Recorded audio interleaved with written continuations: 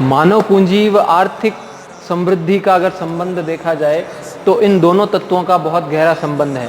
मानव पूंजी का अभिप्राय हमने समझा था कि शिक्षा के द्वारा जब मनुष्य अपनी जागृत अवस्था में आ जाता है और जागृति के उच्च आयामों को छूकर समाज में जब वह सकारात्मक परिवर्तन करने में सक्षम हो जाता है तो वह उस देश की मानव पूंजी के अभिप्राय से जाना जाता है। लेकिन अगर आर्थिक समृद्धि की बात करें तो आर्थिक समृद्धि का सीधा और सरल अर्थ है कि राष्ट्रीय आय में वृद्धि। किसी भी देश की राष्ट्रीय आय अगर बढ़ती है तो ये राष्ट्रीय आय की यह वृद्धि उस देश की आर्थिक समृद्धि को भी सुनिश्चित करती है। विद्यार्थी मित्रों, राष्ट्रीय आय जो है, राष्ट्रीय आय का अर्थ है कि एक साल के अंदर वस्तुओं व सेवाओं का सृजन जो देश की सीमाओं के अंदर होता है, उन वस्तुओं व सेवाओं के मूल्य को किसी भी देश की राष्ट्रीय आय कहा जाता है। और सरल अर्थ में अगर यह राष्ट्रीय आय बढ़ती है तो यह देश की इस आर्थिक समृद्धि को भी सुनिश्चित करती है। अब इस राष्ट्रीय आय में एक व्यक्ति अगर शिक्षित है, एक व्यक्ति अगर प्रशिक्षित है, वह मानसिक रूप से अगर स्वस्थ है तो वह अपनी प्रबंधन व सूचनाओं के आदान प्रदान से अशिक्षित व्यक्ति के बजाय इस राष्ट्रीय आय की समृद्धि में अधिक योगदान करता है, क्योंकि यह राष्ट्रीय आय जो है वह वस्तुओं व सेवाओं के सृजन से संबंध रखती है। और एक शिक्षित व प्रशिक्षित व्यक्ति की जो सृजनात्मकता है, जो सृजन करने की जो उसकी शक्ति है, वह एक अशिक्षित व्यक्ति से ज्यादा होती है। यह एक व्यवहारिक तथ्य है। तो इस स्तर की जो मानव पूंजी है वह हमें परिवर्तनों को प्रोत्साहित करते हुए उसके साथ साथ प्रौद्योगिकी नवीनीकरण को भी आत्मसात करने की ऊर्जा प्रदान करती है।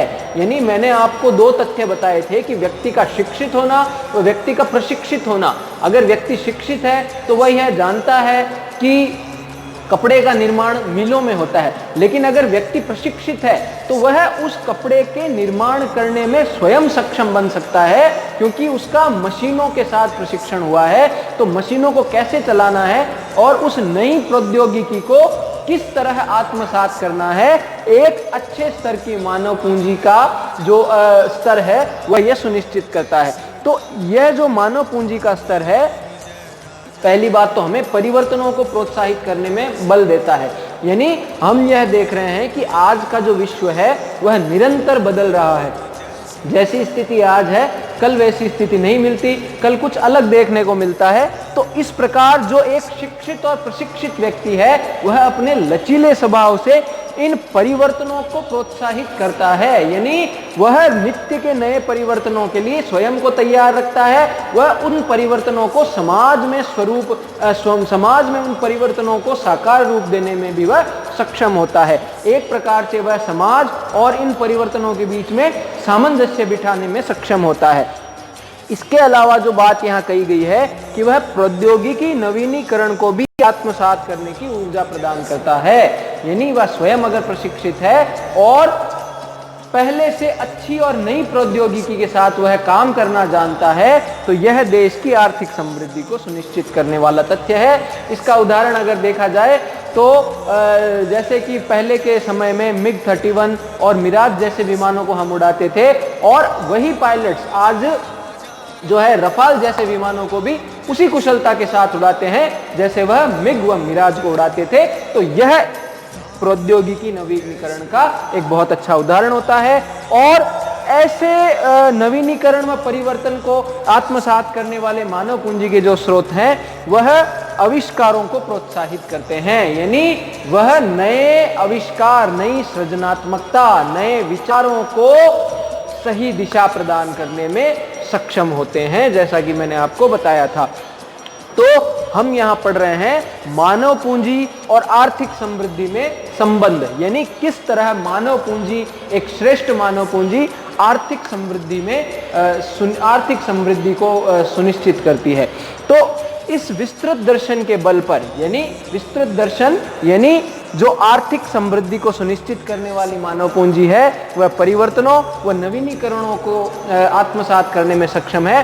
तो इस दर्शन के बल पर जो नेशनल एजुकेशन पॉलिसी ड्राफ्ट है, यानी जो भारत की शिक्षा नीति को निश्चित करने वाला जो ड्राफ्ट है, उस ड्राफ्ट के अनुसार एक आंकड़ा बताया गया है कि अगर इस दर्शन से हम आगामी 10 से 12 वर्षों तक काम करते हैं तो हम जो विश्व की दो उच्चतम अर्थव्यवस्थाएं हैं यानी अमेरिका और चीन को बराबरी का जो है हम कंपटीशन दे सकते हैं, उन्हें हम बराबरी की टक्कर दे सकते हैं।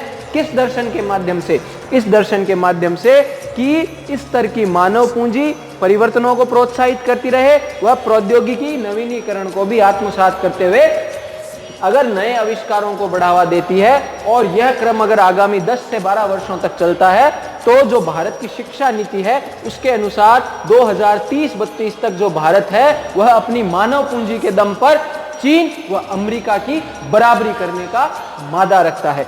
तो मजबूत शिक्षा प्रणाली पर आधारित ज्ञानवर समाज का गठन होना चाहिए। यानी जैसा कि मैंने आपको सबसे मुख्य जो स्रोत था मानव पूंजी का वो शिक्षा के रूप में बताया था, तो यह जो नीति है यह आशा रखती है कि जो मजबूत शिक्षा प्रणाली है यानी इस प्रकार के समाज का निर्माण हो जो शिक्षित हो और ज्ञान की मांगों को पूरा करे। यानी जो शिक्षा है, जो शिक्षा की नीति है, वह समाज से जो आशा रखती है उन आशाओं की पूर्ति हो, उन बदलावों को समाज आत्मसात कर सके और अलावा इसके समाज में काम करने के तरीकों में बदलाव का भी समावेश कर सके। यानी हम यह देखते हैं कि जिस तरह का लेखा प्रबंधन आज से 50 साल या 100 साल पहले किया जाता था, आज का जो कंप्यूटरीकृत जो लेखा प्रबंधन है वो उससे कई मायनों में अलग है।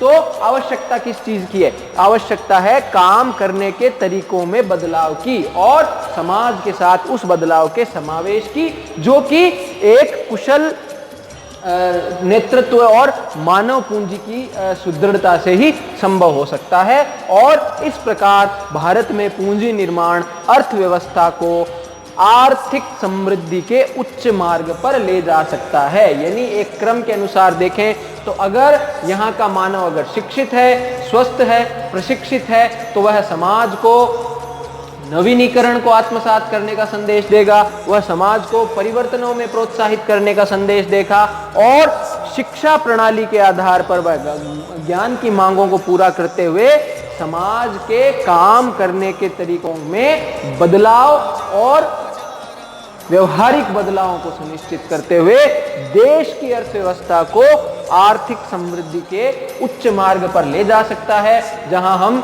यह कह सकते हैं कि भारत भी अमेरिका और चीन जैसे देशों के साथ कंधे से कंधा मिलाकर उस रास्ते पर चला है जहां भारत को अब एक विकसित देश की संज्ञा स्थायित्व रूप से मिल सकती है, क्योंकि मानव पूंजी के जो स्रोत हैं वो सस्टेनेबल डेवलपमेंट यानी स्थायित्वकारी विकासों को सुनिश्चित करते हैं।